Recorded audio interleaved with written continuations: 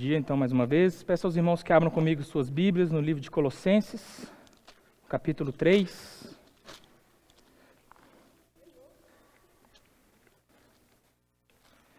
Nós vamos dar sequência aqui à exposição desse texto, que eu já venho pregando aqui na igreja há muito tempo, né? Então, hoje nós vamos no capítulo 3, dos versos 20 ao 21. Amém? Todos acharam?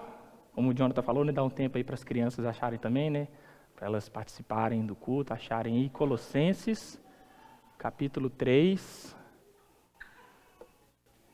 verso 20 e 21. Diz assim a palavra do Senhor: Filhos, obedeçam a seus pais em tudo, pois isso agrada ao Senhor. Pais, não irritem seus filhos, para que eles não se desanimem. Amém? Feche seus olhos, vamos orar mais uma vez ao Senhor. Pai amado, Deus querido, mais uma vez em Tua presença, Senhor, reunidos aqui nesse ajuntamento, louvando o Teu nome, como acabamos de fazer, agradecendo ao Senhor por tudo que Tu és, pela Tua graça, pelo Teu amor e misericórdia. E agora, diante, Deus, da Tua palavra, pedimos a Deus aqui a sabedoria, o discernimento, a capacidade do Teu Espírito Santo, ó Deus, para conseguirmos, ó Deus, absorver todo o ensinamento, todos esses ensinamentos preciosos que a Tua palavra nos traz. Então, ó Deus, traz aqui quebrantamento aos nossos corações, foco no nosso pensamento e a iluminação, Deus, do Teu Espírito Santo ao nosso entendimento. Esta é a nossa oração como igreja, em nome de Jesus. Amém. Podem se sentar, irmãos?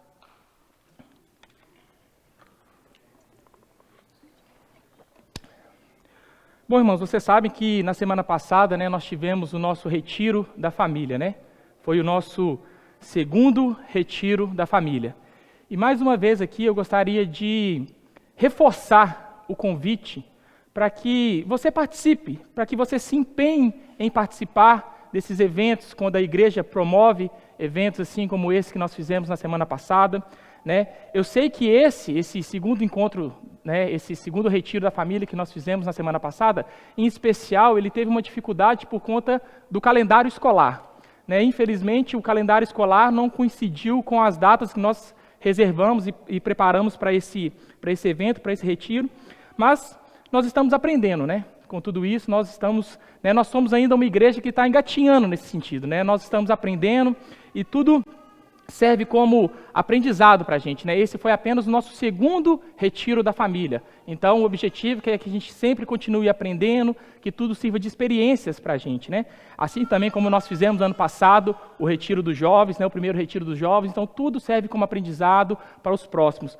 Mas é importante que você também valorize esse momento. É importante que você valorize esses eventos que a igreja promove, porque, afinal, é o objetivo que todos participem, né? Então, dentro do possível, sempre faça o esforço, né, para poder participar.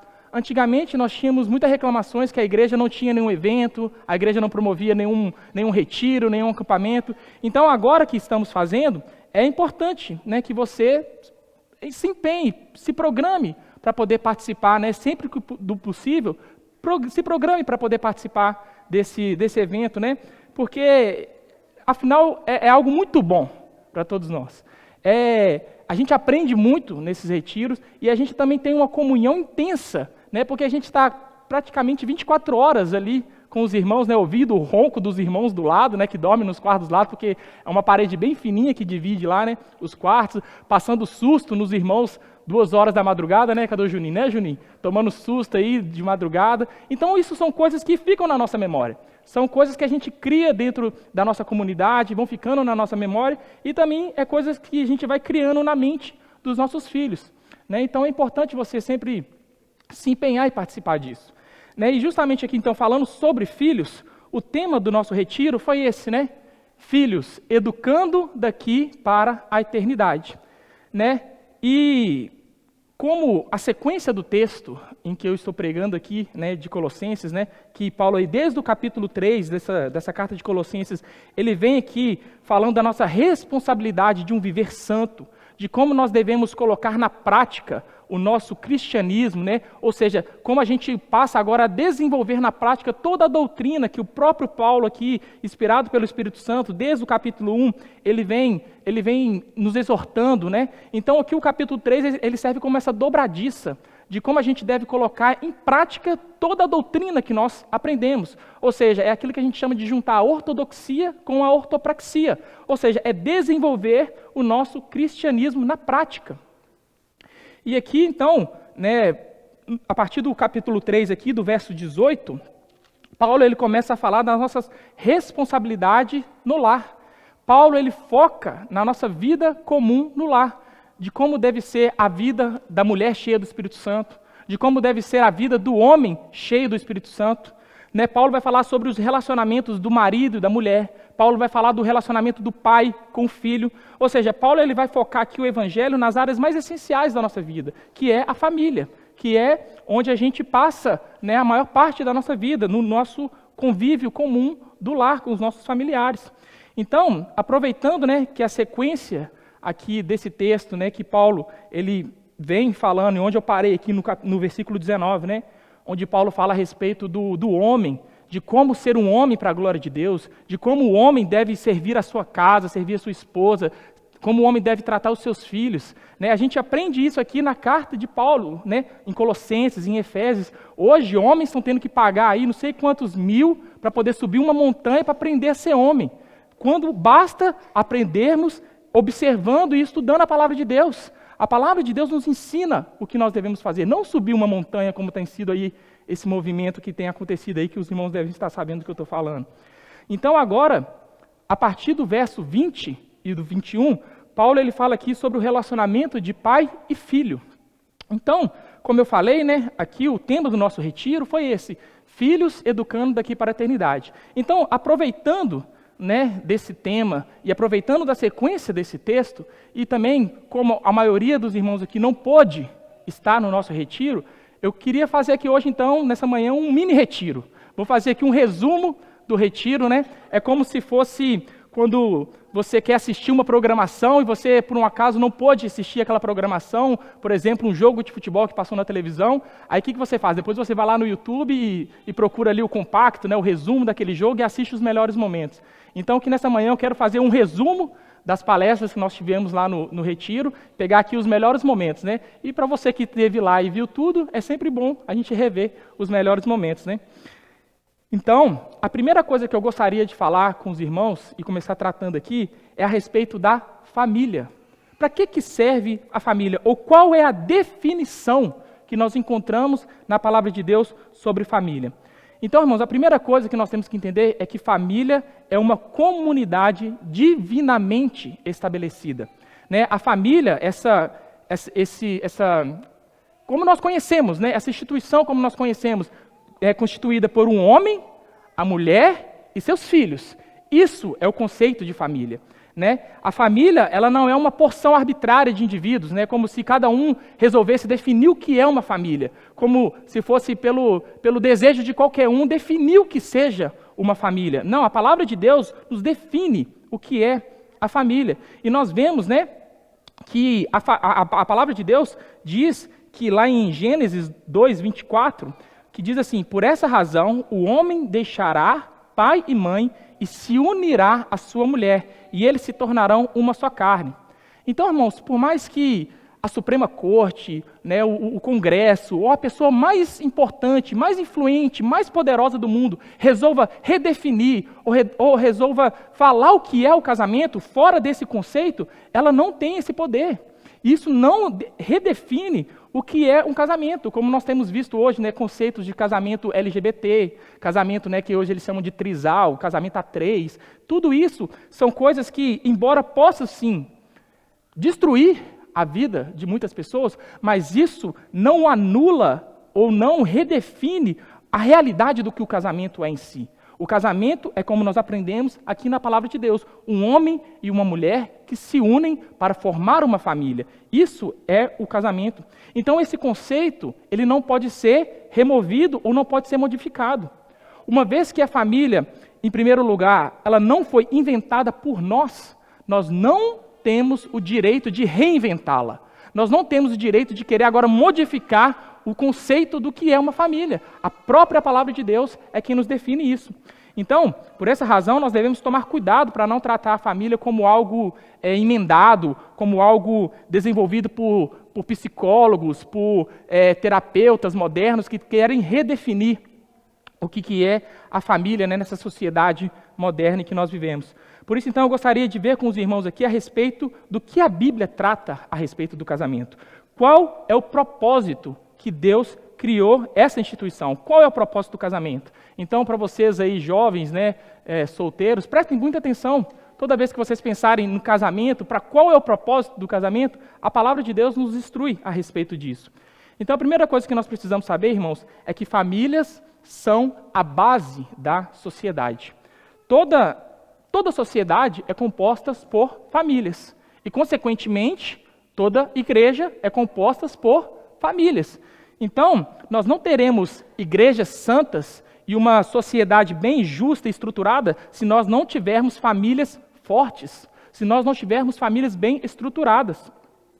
Porque Satanás, ele sabe que se ele conseguir acabar com o conceito da família, Satanás sabe que se ele conseguir desestruturar a família, se ele conseguir inverter os papéis de homem, de mulheres, colocar maridos contra filhos, pais contra filhos, né, filhos contra pais, inverter o papel de marido e de mulher dentro de casa, Satanás sabe que se ele conseguir fazer isso, ele vai acabar com a família e ele, consequentemente, vai acabar com a sociedade. E, mais uma vez, consequentemente, ele vai acabar com a igreja. Então, o propósito de Satanás é atacar a família, trazendo esses novos conceitos, essas novas definições do que é uma família, invertendo esses conceitos.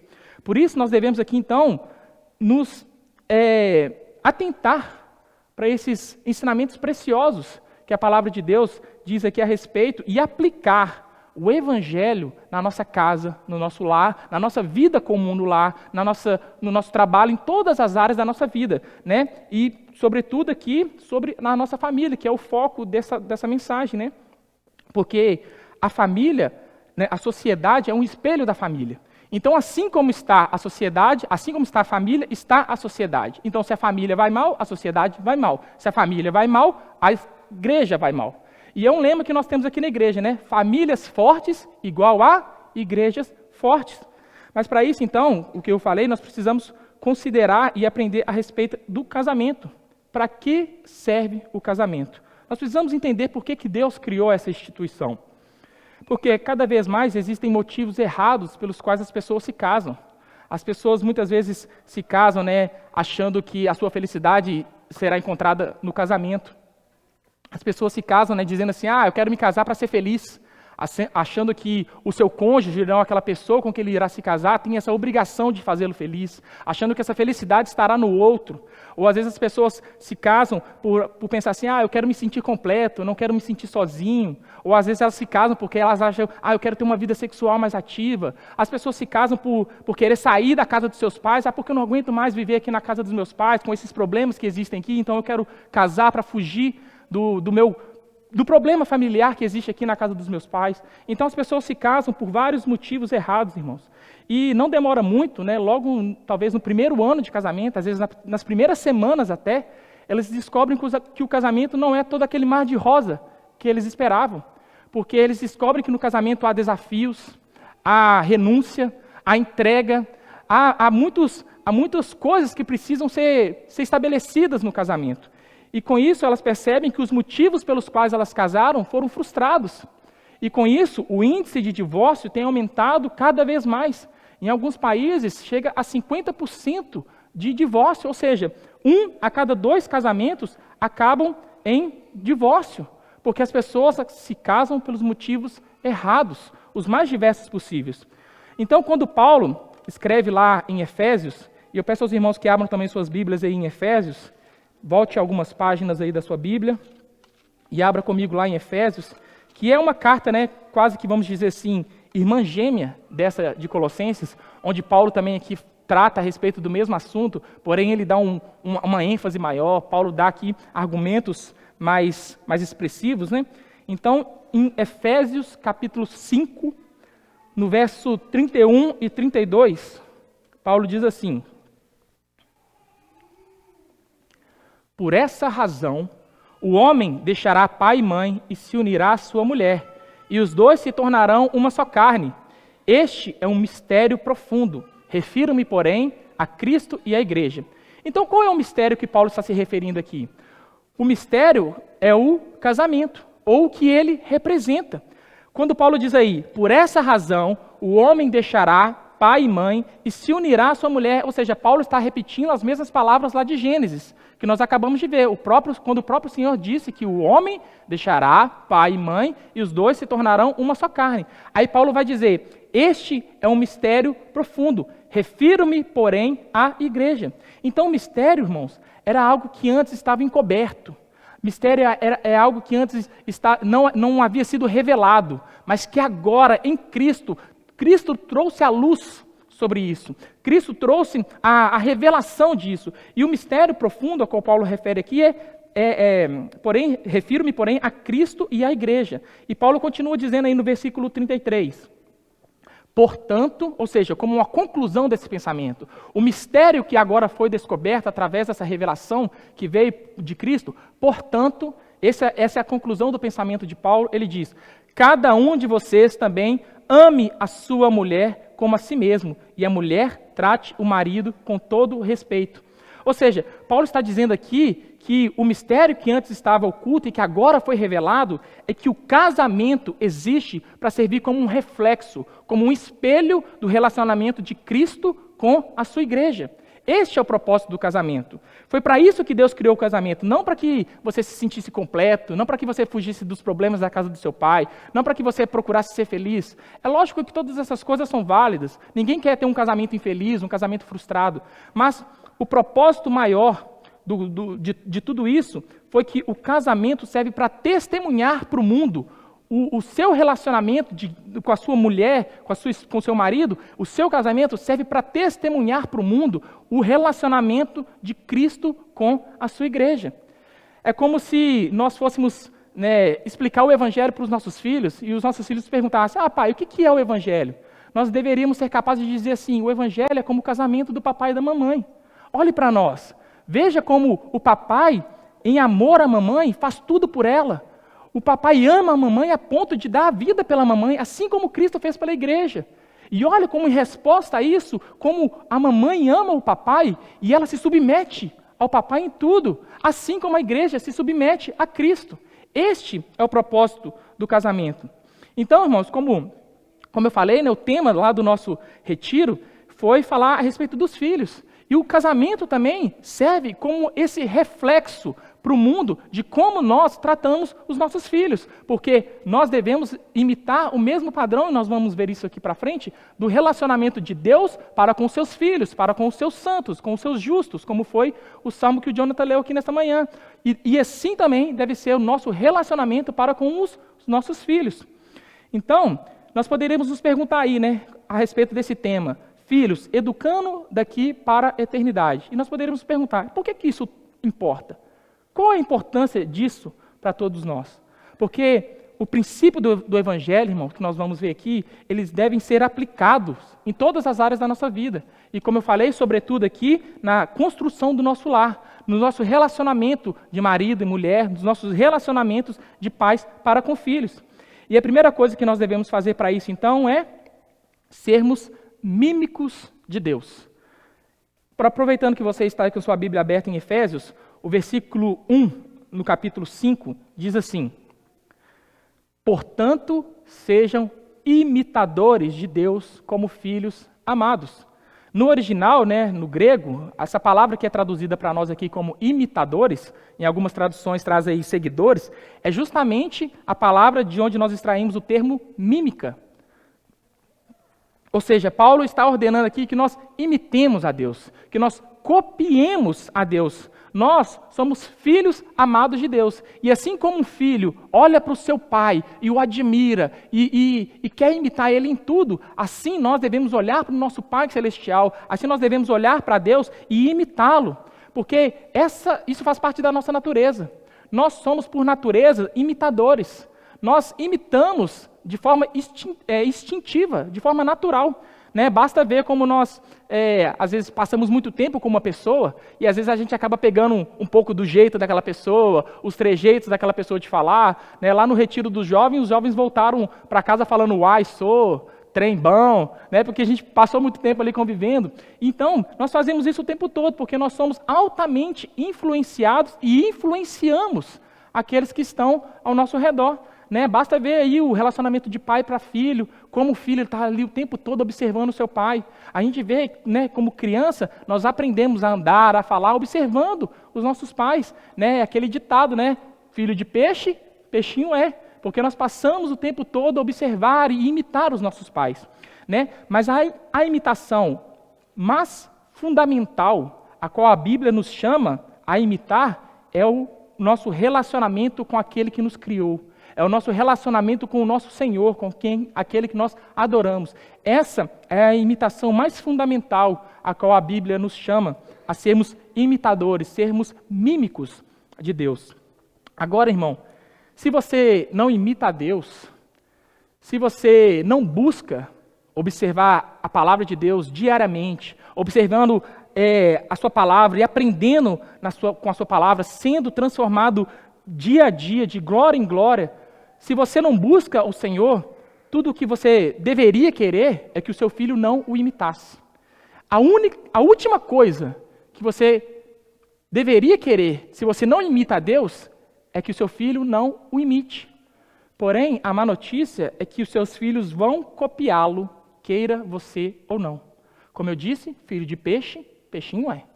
Então, se você não busca a Deus, se você não imita a Deus, o seu filho vai imitá-lo e vai fazer aquilo que você faz.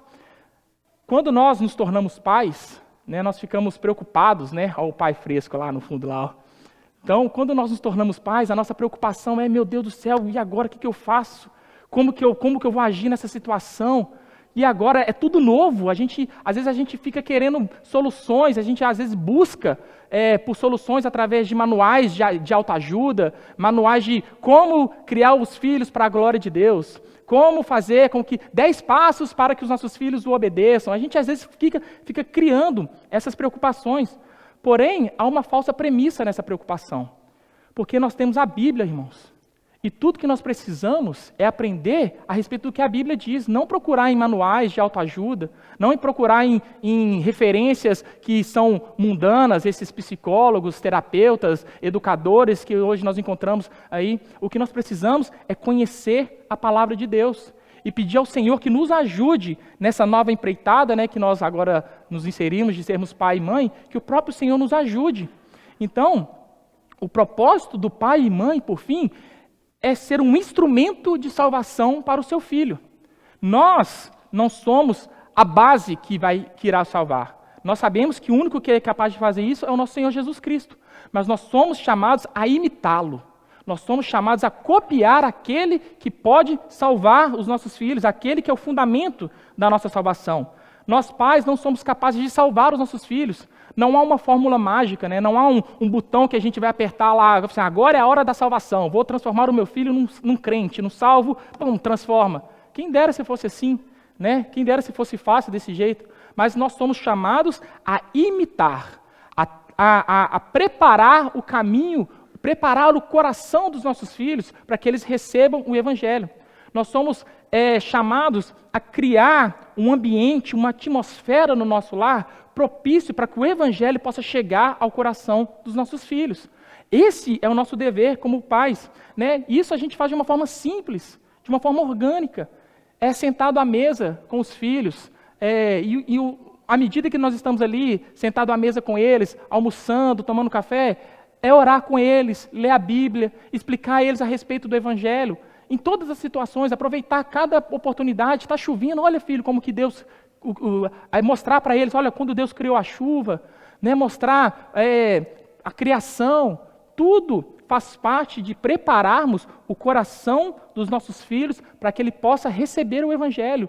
Né? E como eu falei, irmãos, de forma simples, de forma orgânica, fazendo um cultinho doméstico com seus filhos no lar. Você não precisa preparar uma liturgia, falar, vamos, senta aqui agora, nós vamos fazer o nosso culto, abra as suas Bíblias. Não, de forma simples, meu filho, senta aqui, vamos ler a Bíblia, vamos cantar, vamos, de forma simples, orar com os seus filhos. Como eu falei, aproveitar cada oportunidade, cada instante, para estar preparando e inserindo o Evangelho e crendo que o nosso Deus é poderoso para salvá-los. Crendo que o nosso Deus é poderoso para alcançar o coração dos nossos filhos. E nós fazemos isso também, irmãos, muitas vezes, enquanto nós nos sacrificamos em alegria. Em Sofonias 3,17, diz assim: o Senhor, o seu Deus, está em seu meio, poderoso para salvar. Ele se regozijará em você, com o seu amor a renovará. Ele se regozijará em você com brados de alegria. Então vamos pensar a respeito desse versículo aqui de Sofonias e colocar ele lado a lado com o versículo que nós acabamos de ler agora de Efésios 5:1. Lá em Efésios 5:1 diz que nós devemos ser imitadores de Deus. Lá em Efésios diz que nós devemos copiar a Deus, que nós devemos, como filho amado, nós devemos sermos imitadores daquele que nos criou. Então, do mesmo modo como Deus nos trata, nós devemos tratar os nossos filhos. E nós vemos aqui em Sofonias que Deus, ele se alegra em nós. Deus, ele se alegra em nós com brados de alegria. Né? Jesus, na noite em que ele foi traído, né? Ele não só deu graças ali enquanto ele instituiu a ceia, né? Esse sacramento da ceia que nós observamos até hoje. Mais tarde, ele e seus discípulos cantaram um salmo de louvor ao Senhor e então partiram. Jesus partiu para aquele que ele seria o seu maior sacrifício. Então, literalmente, Jesus cantou, se alegrou, enquanto ele se preparava para oferecer o maior sacrifício que a humanidade conhece. Logo, né, o sacrifício pelos nossos filhos também devem ser feitos com júbilo. Nós devemos nos sacrificar por nossos filhos. Enquanto nós fazemos isso, nós devemos louvar ao Senhor. Deve ser praticado com alegria, com canto, com júbilo. O esperado é que você manifeste esse gozo de alegria, esse regozijo para os seus filhos, não só quando eles forem adoráveis, não só quando eles estiverem quietinhos, né, dormindo, então você fala, nossa, que anjinho, nossa, que coisa maravilhosa que é esse menino. A gente sabe que a vida é muito mais complicada do que isso. E então, nós devemos, em tudo, inclusive na bagunça, naquele momento ali de euforia, louvarmos ao Senhor pela vida dos nossos filhos e nos sacrificarmos por Ele com alegria. Isso, irmãos, não é fácil. E para complicar ainda é difícil. Né? É algo muito difícil de fazermos. Porque tem dia que realmente a gente quer matar. A gente fala, meu Deus do céu, o que eu fui arrumar da minha vida? Estava tudo tão tranquilo aqui em casa, tudo tão bem, só eu e minha esposa, tudo numa paz. Aí chega agora essa criaturinha aí, jogando tudo de pernas para o ar, espalhando os brinquedos, rabiscando a parede, rasgando os papéis de parede. A gente fala, meu Deus do céu, o que eu fui arrumar da minha vida? Mas nós devemos, irmãos, saber que esse deleite qual nós estamos imitando não é algo irreal. Nós estamos imitando o nosso Senhor Jesus Cristo, que ao mesmo tempo em que fez aquele sacrifício por nós, Ele fez com alegria. E nós devemos saber que mesmo nesses momentos, né, do pico ali do estresse, da raiva, nós devemos adorar ao Senhor com alegria pela vida dos nossos filhos. Porque, embora seja difícil, nós sabemos que isso é um regozijo, é algo sobrenatural, é algo que só pode vir do próprio Deus. Essa alegria de estarmos nos sacrificando pelos nossos filhos. Né? Então, mesmo que seja difícil, mesmo que os tempos sejam maus, a gente louva ao Senhor com alegria, com gratidão pela vida dos nossos filhos. Então, irmãos, manifeste júbilo pelos seus filhos, cante, louve ao Senhor pela vida dos seus filhos, enquanto eles mesmos nem ainda sabem o tanto que você se sacrifica por eles. Enquanto eles mesmos ainda nem têm consciência do quanto que você deixa por ele, enquanto você se abre mão dos seus próprios prazeres em favor dos seus filhos. Esse é o nosso dever como pai. Como pais, devemos nos sacrificar pelos nossos filhos. Um dia eles vão crescer e vão também imitar esse mesmo padrão para com os seus filhos. E esse sacrifício, muitas vezes, também envolve saber dizer não. Ou seja, é um não em um mundo de sim. Porque muitas vezes, né, é mais fácil a gente dizer sim para os nossos filhos, deixar eles largados às suas próprias vontades, do que ter que lidar com a birra deles, do que ter que lidar com a frustração deles em ter que dizer não para eles. Então, a gente acaba dizendo sim em tudo, porque às vezes isso tudo que vem em consequência do não é o que acaba nos estressando, aquela gritaria, aquelas pirraças. Então, deixa seu filho largado, né? A gente às vezes deixa isso, mas a gente tem que saber dizer não. Não em um mundo de sim, onde os pais dizem sim, nós temos que aprender a também dizer não. Porque, como eu falei, irmãos, famílias são a base da sociedade. Toda sociedade são compostas por famílias. E, mais uma vez, famílias fortes igual igrejas fortes. E nós temos que nos atentar, porque nada é mais importante para a formação de famílias, para a estruturação de uma sociedade santa, de uma igreja justa, nada é mais importante do que a criação adequada dos nossos filhos. Porque eles é quem serão a próxima geração, eles é quem levarão o evangelho adiante, eles serão o futuro da sociedade e da igreja. Então, como é importante que nós saibamos criar os nossos filhos na disciplina e na admoestação do Senhor. Nós vivemos hoje em tempos muito difíceis, né, em que falar a respeito de disciplina é quase que proibido nos nossos dias, né? As teorias pedagógicas modernas dizem que você não pode tratar com o seu filho a respeito de disciplina, né? E disciplina, eu estou falando de algo físico, uma correção, ação. Às vezes, a gente falar, né, a respeito de disciplina com vara é quase que proibido. Você vai quase preso no Brasil se você levantar esse assunto, né? E essa tal educação permissiva, que é o que eles chamam, né, que é aquela ideia de que os pais estão sempre dispostos a atender todos os pedidos, todos os desejos, todas as vontades dos seus filhos, que não há ali quase nenhuma regra, não há cobrança, não há disciplina. E os filhos, né, a criança é que decide o que ela quer, como ela quer e quando ela quer. A criança é quem tem todo o poder de decisão em suas mãos. Mas veja o que isso tem produzido, irmãos.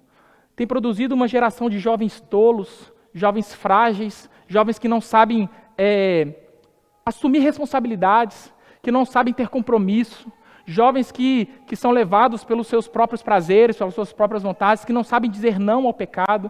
Isso tudo tem levado essa geração a ser uma geração frágil. E, infelizmente, não são poucos os ditos evangélicos, os pais cristãos, que têm adotado essa diabólica pedagogia moderna em vez da palavra de Deus. Porque, como eu falei, é muito mais fácil, né, você deixar o filho entregue a si mesmo, dizer que o seu filho, ele que sabe o que ele quer, na hora que ele quer, do que você ter que disciplinar o seu filho, do que você ter que lidar com o caráter, do que você ter que lidar com a birra, com a pirraça dele. Então, eles simplesmente deixam seus filhos entregues a si mesmo. Então, criar filhos, irmãos, é o maior desafio que um casal, um homem e uma mulher, pode ter nesse mundo. Sobretudo, nós, pais cristãos, temos o desafio ainda maior de criá-los na disciplina e na admoestação do Senhor, como diz a palavra de Deus. Então, a palavra de Deus é o nosso guia. A palavra de Deus é que nos orienta de como nós devemos fazer isso, de como nós devemos educar os nossos filhos. E a Bíblia diz que Deus disciplina aquele que Ele ama. E nós, como imitadores de Deus, também devemos fazer isso com os nossos filhos. E isso, irmãos, se manifesta principalmente no nosso relacionamento no lar. Como eu falei, no nosso convívio no lar. Então, não importa como você diz acreditar a respeito da sua fé. Não importa como você diz acreditar a respeito da sua teologia. O seu lar reflete isso. Ou seja, o seu lar é um mini evangelho, vamos dizer assim. Porque nós aprendemos a respeito de como você encara o evangelho, de como você interpreta a Bíblia olhando para a sua família, de como é o seu relacionamento com a sua esposa, de como você trata os seus filhos. Isso reflete o seu entendimento da palavra de Deus. Então, não importa o que você pense acreditar a respeito da teologia da justificação ou a teologia da santificação, porque elas são expostas de forma microscópica nos nossos relacionamentos, principalmente através dos nossos relacionamentos com os nossos filhos. Né? Mas lembre-se, irmãos, que nós estamos aqui querendo aprender a disciplinar e a admoestar os nossos filhos de uma forma bíblica, mas também dentro de um contexto bíblico. E isso é muito importante, irmãos, prestem bastante atenção. Porque nós, como cristãos, nós estamos inseridos dentro de um contexto cristão. Nós estamos inseridos dentro de um contexto, e esse contexto é que nós somos salvos pela obra vicária de Cristo na cruz. Ou seja, nós somos justificados, e isso é uma posição, é como um juiz que bate o martelo e declara justo. E isso não muda, é algo posicional. Nós estamos dentro desse contexto, nós somos justos, Deus nos declarou justos. Mas nós estamos aqui, enquanto peregrinos nessa terra, passando pelo processo de santificação. Então prestem muita atenção. Eu não sou justo por ser santo. É justamente ao contrário. Por eu ser justo, é que eu busco a santificação. Não é eu tento ser santo, eu busco a santificação para ser justo. Como eu falei, a justificação é uma posição, é algo declarado pelo próprio Deus, né? Mas o processo da santificação, não vai dar para ler, ainda é muito claro. O processo da santificação é o que direciona esse relacionamento, né? Então, prestem bastante atenção para vocês entenderem. A justificação, ela estabelece o fato. Nós somos justos, isso é um fato, não muda. Nós somos santos, somos justos, declarados por Deus. E isso não muda. Nós, como justos, nós estamos em um relacionamento entre pai e filho com Deus. Nós fazemos agora parte da família de Deus. Nós somos adotados por Deus. E agora, o processo de santificação nos mostra como Deus quer que nós vivemos enquanto nós nos relacionamos com Ele.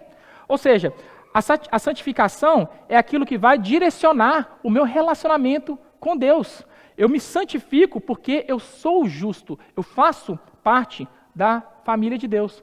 Agora, trazendo isso para dentro do nosso contexto familiar, né, os nossos filhos, eles são os nossos filhos. Nada muda essa realidade. Nada muda o fato de que o seu filho, ele é o seu filho. Ele é o seu filho e pronto. Nada muda essa realidade. Ele tem o seu DNA, ele tem o seu sangue correndo dentro dele, ele é seu filho e pronto. Mas aí você pode perguntar, e a santificação, onde ela entra nesse processo? A santificação, ela então direciona esse relacionamento. Nós devemos ensinar os nossos filhos que agora, enquanto eles crescem, enquanto eles se desenvolvem nesse relacionamento que nós temos entre pai e filhos, que eles também precisam ser ensinados, que eles também precisam ser disciplinados. Não é porque eles fazem parte da nossa família, não é porque eles são nossos filhos e nada muda essa realidade, que eles não precisam aprender a ter disciplina, que eles não precisam aprender a serem organizados. Não é porque eles já pertencem ao lar, não é porque eles têm uma família e nada muda esse fato, que eles não precisam ter organização nesse lar, que eles precisam aprender a ter disciplina, que eles precisam aprender a ter regras. E isso, então, é o que eu falei, que traz a forma da gente aprender a disciplinar os nossos filhos de forma bíblica, mas também dentro de um contexto bíblico. Assim como Pai, Deus Pai nos trata dentro do nosso relacionamento, dentro do nosso lar. Como eu falei, o nosso lar é um mini evangelho, reflete o evangelho, da forma como nós observamos o evangelho. Então pense, irmãos, quando Deus criou a raça humana e colocou Adão lá no jardim do Éden, ele colocou ali Adão no mundo perfeito. Deu a Adão um mundo perfeito, uma ordem perfeita, um chamado perfeito, uma família perfeita, uma esposa perfeita, tudo era perfeito ali, naquele mundo em que Deus criou Adão e o colocou ali no jardim. Porém, ele deu ao homem ali, Adão e Eva, né, apenas uma lei, uma ordem de que eles não poderiam comer do fruto que Deus proibiu. Então, embora Adão e Eva tivessem ali desobedecido e transgredido essa lei e quebrado ali todo aquele mundo perfeito, então Deus viu que o golpe mais severo para que fosse restaurado a comunhão entre o filho, Adão, e Deus viu que o golpe mais severo caíra sobre o próprio Deus.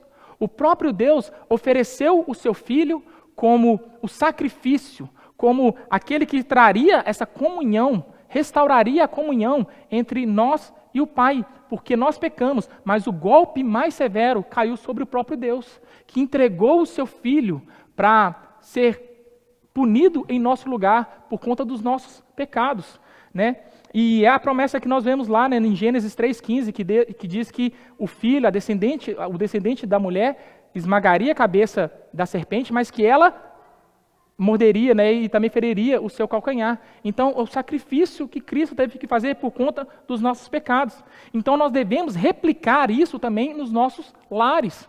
Nós, quando percebermos que os fundamentos, né, a lei, a organização, todos os fundamentos que nós colocamos para ter um lar bem estruturado, um lar que reflete a palavra de Deus, quando nós percebermos que esses fundamentos, que essa lei foram transgredidas, né, nós devemos entender que o sacrifício mais pesado sobre essa restauração deve cair sobre nós. Nós devemos, com graça e misericórdia, ensinar isso aos nossos filhos. Não sermos apenas como um juiz que chega e aponta o dedo para ele e fala: você errou aqui, você vai ter que pagar o preço pelo seu pecado. Nós devemos, com graça e misericórdia, fazer com que os nossos filhos entendam que aquilo que ele fez errado vai ter sim uma consequência. Mas esse ato deve ser, como eu falei, um ato de amor, um ato de misericórdia, um ato de graça, assim como o próprio Deus fez conosco. No livro, né, em que eu, o pastor Glauber e o pastor Fábio lemos para preparar as palestras, né, para o retiro, né, o autor ele traz algo muito interessante sobre os fundamentos da disciplina.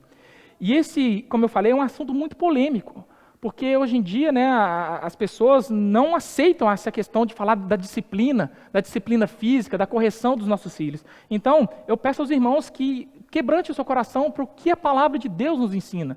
Algo que a sociedade ensina que é totalmente contrária à palavra de Deus que nós estamos aprendendo aqui. E uma das citações que o autor traz no livro é o seguinte: a disciplina, se corretamente considerada, é uma fonte de sabedoria. Do contrário, ela não pode ser chamada sábia. A disciplina é dolorosa, mas nem tudo que é disciplina, mas nem tudo que é doloroso é disciplina. Então, algo muito importante também nós entendermos. A disciplina, ela deve comunicar algo. A disciplina, de fato, ela é algo desconfortável, é algo que gera dor. Mas nem tudo que é desconfortável e que gera dor é disciplina. Então, o primeiro princípio que nós temos que aprender aqui a respeito disso é: disciplina não é punição. A disciplina tem como finalidade a correção. A disciplina, ela tem por finalidade a correção daquele que transgrediu a lei, né? E ela quer fazer com que a pessoa se arrependa do seu erro. A disciplina tem o objetivo de restaurar aquela pessoa, de fazer com que ela se arrependa do seu erro e busque a restauração. Agora, a punição tem como finalidade apenas tratar com retribuição. É aquela coisa: você fez isso de errado, então agora você vai pagar pelo preço do pecado que você cometeu. Ela não tem, a punição ela não tem a finalidade de restaurar a pessoa. A punição não tem a finalidade de fazer com que aquela pessoa se arrependa do seu pecado. Então, o segundo fundamento que nós aplicamos corretamente a respeito da disciplina é: fique calmo. E aqui, irmãos, como eu falei, é muito difícil. Porque realmente tem dia que a gente quer pegar e jogar pela janela, né? A gente fala assim: meu Deus do céu, que esse menino está me dando tanto no nervo. Mas, para que a gente possa, então, aplicar a disciplina de uma forma bíblica e dentro de um contexto bíblico, nós precisamos nos mantermos calmos. Porque nós não podemos exercer a disciplina de uma forma bíblica se nós estivermos irados, se nós estivermos com aquela raiva no nosso coração e ir lá disciplinarmos nossos filhos. Então é aquela coisa, né? Calma, respira, conta até 10, né?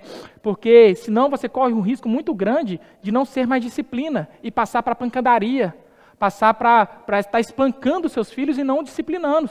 Você então não estará disciplinando seu filho, você estará apenas dando nele uma surra. E o parâmetro, né, para a gente saber se você está passando desse limite da disciplina e partindo para a pancadaria, é se o seu filho demora para voltar para o convívio comum do lar. Se o seu filho demora para restaurar aquela comunhão de pai e filho. Se o seu filho tem medo de você, se ao ouvir os seus passos chegando do trabalho, ele, em vez de correr ao seu encontro, né, e te dar um abraço com saudade de você, ele corre para debaixo da cama porque ele está com medo. Então esse é um parâmetro para a gente saber se a gente está passando do limite da disciplina e indo para a pancadaria. Se o filho demora para restaurar essa comunhão, para correr de volta para os braços do pai.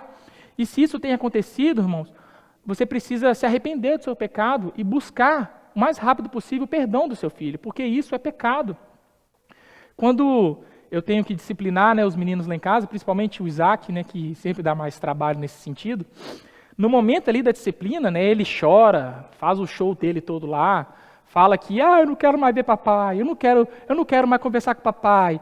Mas passa um segundo, ele já está lá todo manhoso, esfregando, né, a mão dele no braço da gente, né? Então, eu sento com ele e digo assim, filho, o papai te ama. Apesar de toda a sua birra, de toda a sua pirraça, de toda a sua desobediência, o papai te ama demais. Mas eu não posso deixar o seu pecado impune. Eu não posso deixar o seu pecado passar sem punição, porque é justamente porque eu te amo tanto que eu tenho que te disciplinar, que eu tenho que corrigir você e te colocar de castigo. E isso dói em mim também. Aí eu falo com ele, você acha que eu gosto? Você acha que o papai gosta de disciplinar você? Você acha que o papai gosta de te colocar de castigo? Isso dói em mim também. Mas eu tenho que fazer isso justamente porque eu tenho um propósito. Eu tenho um foco com essa disciplina. Né? Porque quando a disciplina ela é direcionada a um propósito, a um foco, né? Como diz aí a palavra de Deus lá em Hebreus 12, 11, diz assim, nenhuma disciplina parece ser motivo de alegria no momento, mas sim de tristeza. Mas mais tarde, porém, produz fruto de justiça e paz para aqueles que por ela foram exercitados.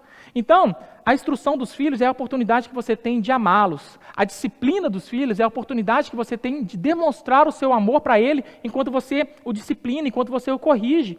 Porque você tem que ter esse foco, esse objetivo, estar com a disciplina com uma colheita em mente. E a colheita é fazer com que aquela disciplina, por mais que naquele momento ele não vai entender, por mais que naquele momento ele vai chorar, mas mais tarde vai produzir frutos de justiça e paz. Então você precisa, ao disciplinar o seu filho, primeiramente, tá calma, conta até 10, respira. Eu sei que isso não é fácil, mas conta até 10, respira e tenha esse foco em mente. O objetivo da disciplina é que mais tarde ela produza frutos de paz e de justiça. Viver em um ambiente de pura graça e que também envolve com a lei é algo que somente o Espírito Santo de Deus pode nos conceder. É algo que vai além do nosso entendimento. É algo que a gente realmente precisa da capacidade do Espírito Santo para nos ajudar nessa tarefa. Por isso também, irmãos, nos nossos lares nós devemos evitar 2 extremos, que é o extremo do legalismo e o da licenciosidade. O legalismo surge quando os pais estabelecem os valores da disciplina apenas baseados na sua autoridade em busca de um benefício próprio. E eu confesso que esse é um erro que eu já cometi muito e tenho sempre que me vigiar para não estar cometendo esse pecado, esse extremo. Que é quando a gente fala para os nossos filhos assim, para de gritar, para de arrastar isso, para de pular, porque isso na verdade nos irrita. Isso deixa qualquer um louco, na verdade. Então a gente fala com ele, para de fazer isso, irmão, porque a gente quer que o objetivo daquela obediência gere o nosso prazer de estar calmo, de não ter naquele ambiente caótico. Então, a gente começa a barganhar com os nossos filhos. Olha, para de pular, senão você não vai ganhar a sobremesa. Obedece, senão você não vai sair. E a gente começa a fazer essa barganha com os nossos filhos. E em troca, a gente também recebe uma obediência legalista. Aí os nossos filhos pensam, tá bom, agora eu me comportei, eu posso receber o meu prêmio? Tá bom, eu comi tudo, agora eu posso ganhar a sobremesa? Eu obedeci, agora a gente pode ir para o parquinho? E a gente acaba fazendo essa barganha com os nossos filhos, quando na verdade nós pais devemos ser motivados pelo desejo de fazer com que a disciplina gere autocontrole nos nossos filhos, fazer com que o objetivo daquela disciplina beneficie eles e não nós próprios. Né? Então, quando nós fazemos isso, nós estamos preparando os nossos filhos para a idade adulta. Quando no mundo adulto, aí fora, eles vão ter que saber lidar com as frustrações, eles vão ter que saber lidar com o não, eles vão ter que ter controle, autodisciplina. Então, o objetivo da nossa disciplina é buscar o benefício deles. né, agora eu comecei a ensinar os meninos lá em casa os 10 mandamentos. Então, quando eu digo para eles assim, né, para eles obedecerem, não é porque simplesmente eu estou querendo me beneficiar daquela obediência, mas é porque eu falo para eles, vocês estão quebrando o 5º mandamento. E qual é o 5º mandamento? Eles falam, obedecer papai e mamãe. Então, vocês têm que obedecer o papai e mamãe, porque é a palavra de Deus, o próprio Deus estabeleceu esse mandamento. Né? Aí, quando eles estão lá brigando, eu falo assim, vocês estão descumprindo o 10º mandamento. Aí eu falo, qual que? E eu faço eles entenderem isso, eles têm que entender. Qual que é o 10º mandamento? Aí eles até falam assim, não pode olhar carrinho do outro, não pode ter inveja do carrinho do outro. Eu falo isso, não pode ter inveja, não pode cobiçar as coisas do outro, vocês estão brigando por isso. Então vocês vão ser disciplinados, vocês vão ser corrigidos, porque vocês estão quebrando um mandamento de Deus. Vocês estão quebrando o princípio que o próprio Deus criou.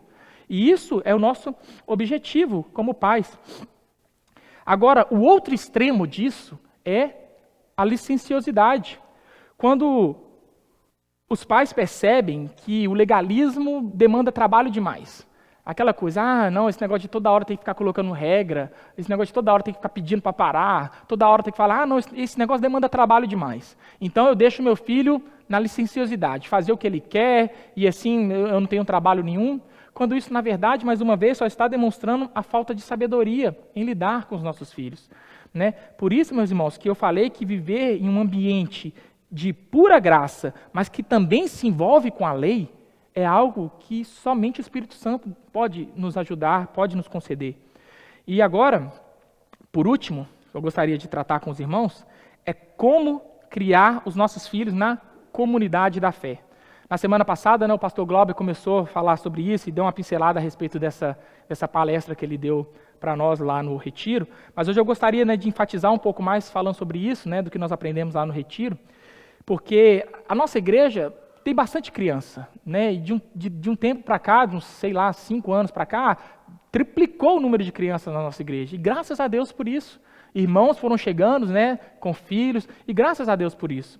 Então, nós precisamos preparar essas crianças para o Evangelho. Preparar, porque, como eu falei, elas são a próxima geração.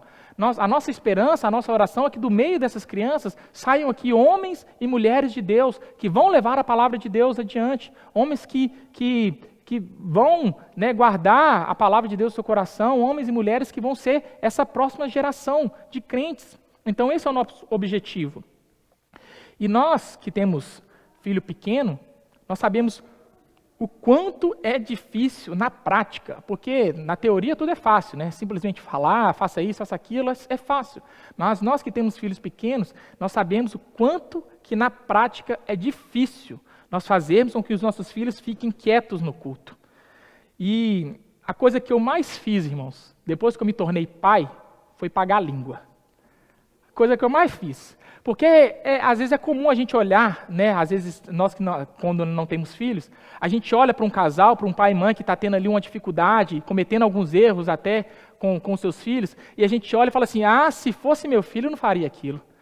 Se fosse eu não estaria daquele jeito. Aí nós nos tornamos pais e cometemos não só aqueles mesmos erros, mas cometemos outros erros também. Então o que eu mais fiz foi pagar a língua. Então nós precisamos nos atentar para isso, porque criar os nossos filhos requer muito de nós. Fazer com que os nossos filhos fiquem quietos no culto requer muito de nós. E como eu falei, a tarefa mais árdua, mais difícil que nós temos nesse mundo é buscarmos sermos pais piedosos que observam a palavra de Deus e que criam os seus filhos na disciplina e na demonstração do Senhor. E para isso, irmão, nós precisamos reconhecer 3 coisas.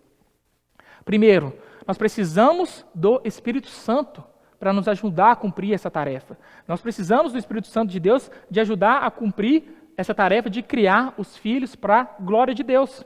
Em segundo lugar, nós precisamos ser resolutos em cumprir nosso papel. Exige muito de nós. Nós precisamos ser resolutos nesse papel, mesmo que exija um sacrifício. Como eu falei, um sacrifício deve ser feito, mas um sacrifício de alegria, um sacrifício com gozo, com prazer.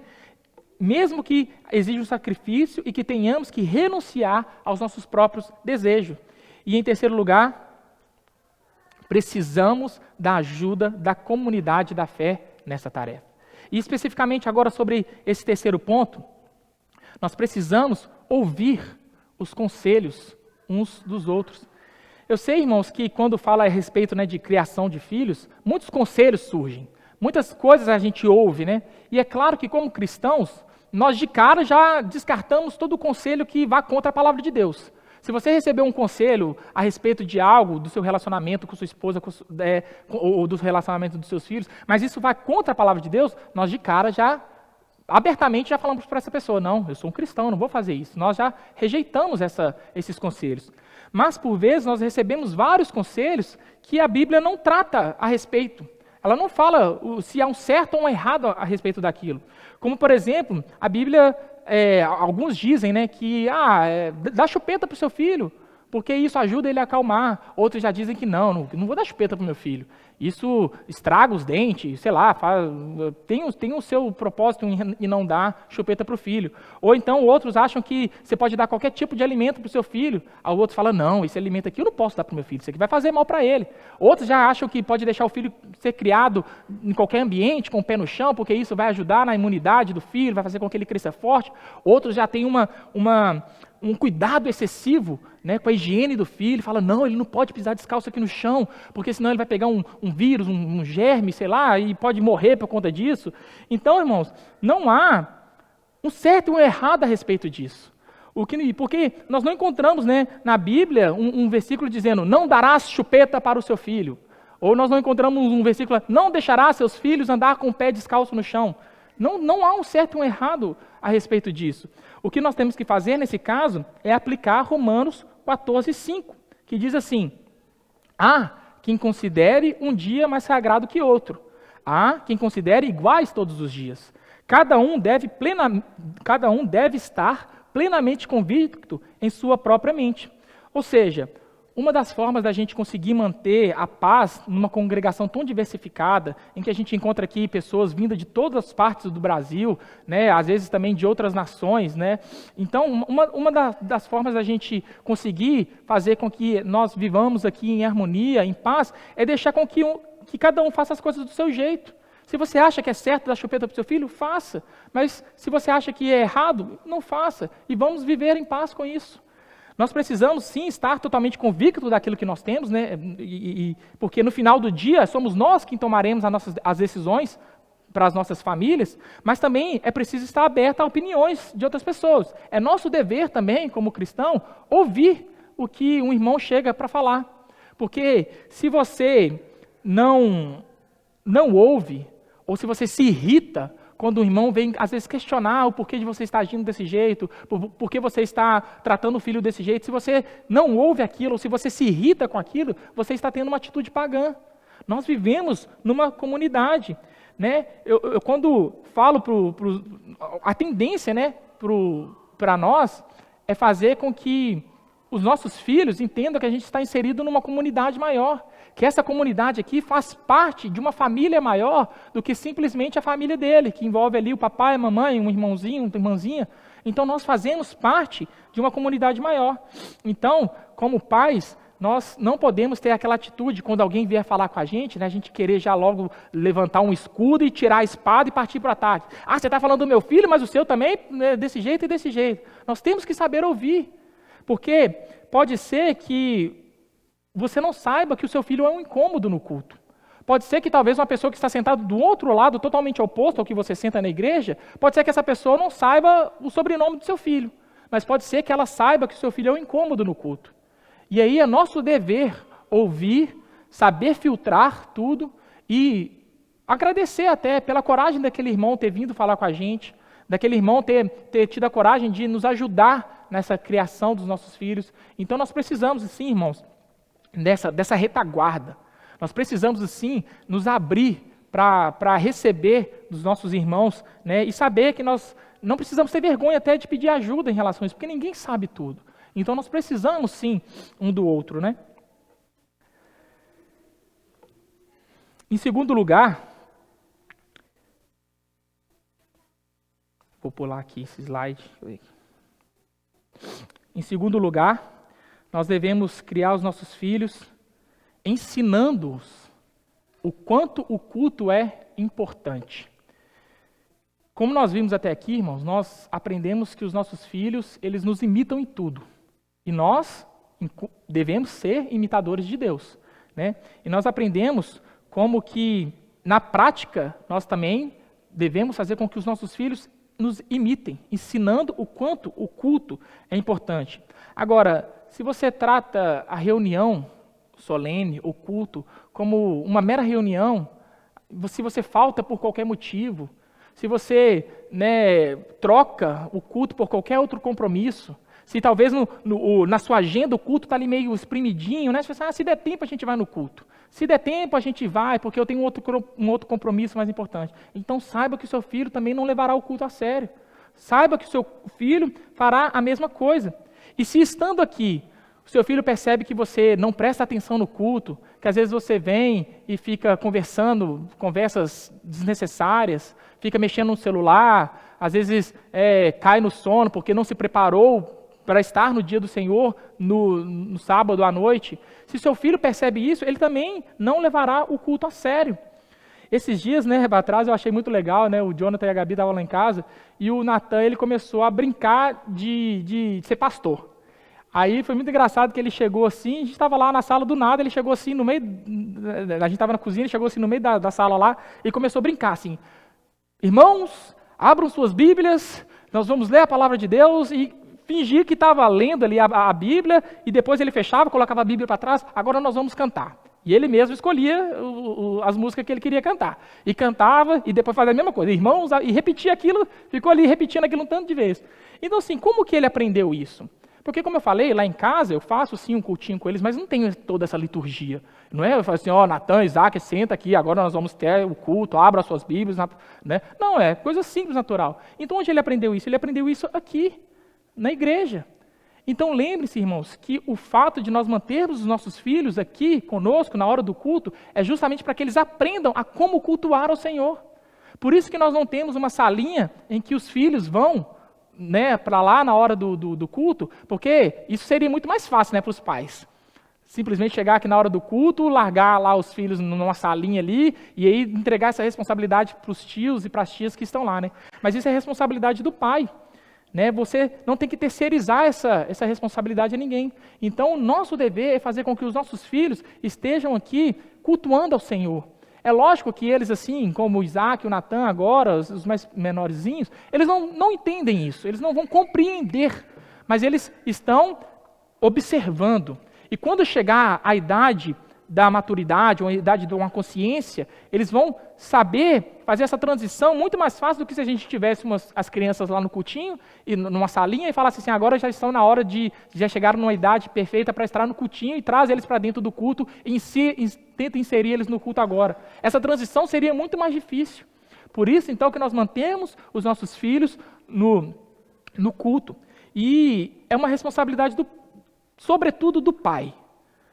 Então, pai, é sua responsabilidade, pai, eu falo homem, marido, é sua responsabilidade fazer com que o seu filho se comporte no culto, fazer com que ele fique quieto. E eu sei, irmãos, isso é uma tarefa difícil.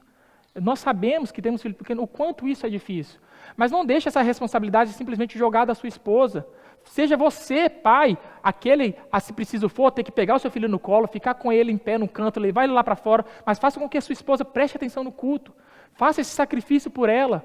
Deixe com que ela esteja com a sua atenção o tempo todo voltado para o culto e seja você aquele que vai se sacrificar em ter que disciplinar o seu filho, se necessário for, no momento do culto. Eu sei, né, que manter os nossos filhos, como eu falei, que não é uma tarefa fácil. Isso exige muito de nós. Por isso também, a gente já pediu, já conversou muitas vezes aqui, não traga brinquedo para os seus filhos, né? Eu sei que os pequenininhos, tudo bem, mas às vezes as crianças maiorzinhas, da idade do Isaac, eu acho, não seria legal trazer, porque o objetivo é fazer com que eles aprendam.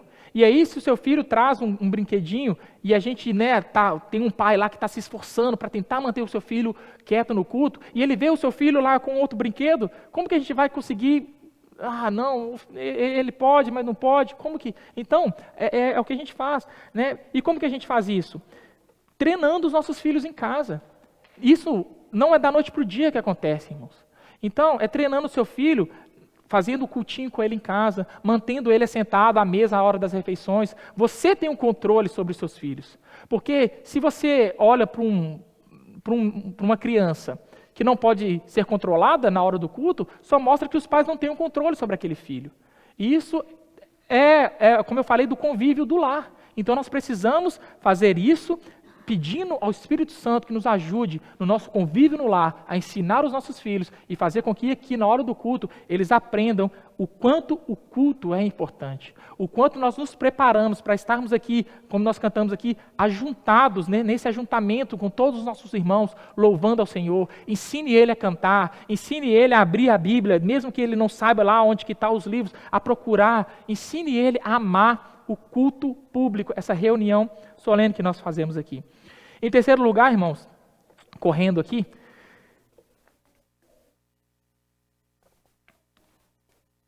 nós devemos fazer com que os nossos filhos se relacionem com outros irmãos que tenham filhos da mesma idade. É muito importante nós nos atentarmos para essa questão, porque os nossos filhos, né, principalmente agora os adolescentes, estão crescendo, e nós sabemos que adolescentes, principalmente, são muito influenciáveis, né, e eles querem estar juntos uns dos outros o tempo todo. Então, se a gente não fazer com que haja uma amizade sincera entre eles aqui no culto, eles vão procurar essa amizade lá no mundo. Eles vão procurar essa amizade lá com os coleguinhas da escola. Né? O meu objetivo, quando a gente começou a ter o estudo com os jovens no sábado, né, era justamente isso, de fazer com que eles tivessem um momento de lazer, de comunhão entre eles. Então, por isso também é importante levar o seu filho para esse momento. Né? Hoje eu fico até feliz de ver que eles já estão sentados juntos, assim, já fazem uns grupinhos deles. Então, o objetivo é fazer com que os nossos filhos se relacionem. Mas como que vai acontecer isso se acabar o culto, você pega e vai embora, e seu filho só vai ver o filho do irmão daqui uma semana? Como que vai haver uma relação, uma amizade sincera nisso? Então nós precisamos buscar nos relacionar, ter uma amizade mais profunda entre os nossos jovens para que eles se relacionem. Né?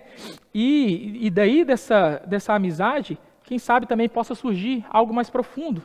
Né? Às vezes a gente vê, né, lá não sei se dá para ver a fotinha do Isaac e da Johanna, abraçadinhos, porque às vezes a gente cria a ilusão de que os nossos filhos nunca vão crescer. Os nossos filhos nunca vão crescer, nunca vão se apaixonar, nunca vão sair dos nossos lares, nunca vão criar as suas próprias famílias. Né? Então, às vezes a gente, né, quer proteger os nossos filhos disso tudo, mas isso, de uma forma natural, vai acontecer. E que o meu desejo, pelo menos como pai, é que isso aconteça aqui dentro da comunidade. Né? Infelizmente, né, se for, vai ter o Eduardo e a Kate de sogro, né, mas é melhor do que... é melhor, brincadeira, né? Mas o sentido é justamente fazer com que eles casem e se relacionem entre eles, entre nós aqui. Mas é importante, né, a gente ter isso em mente, mas não fazer com que isso seja motivo de piadinha, motivo de, né, a gente ver juntinho assim, falar lá, namoradinho.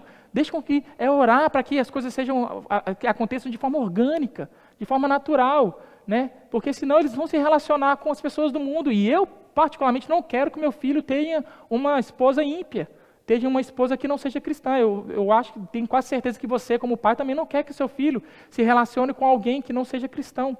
Então, nós devemos sim fazer com que os nossos filhos sejam criados na comunidade da fé, tendo isso em vista, criando os nossos filhos, tendo esses olhos lá no futuro. Então, irmãos, esse é o nosso desafio, como pais, como corpo de Cristo.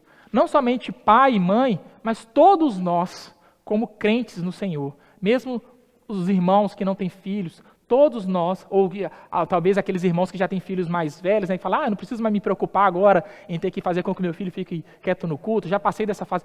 Todos nós temos essa responsabilidade de preparar as nossas crianças, os nossos jovens, os nossos adolescentes, para que eles sejam homens e mulheres de Deus. É para isso que nós criamos os nossos filhos daqui para a eternidade. Então, que Deus nos ajude, meus irmãos, nessa árdua tarefa, né, de preparar o coração dos nossos filhos e que a nossa esperança, a nossa oração, como eu falei, é que daqui deles saiam grandes homens e mulheres de Deus que levarão a palavra de Deus adiante. Feche seus olhos, vamos orar mais uma vez.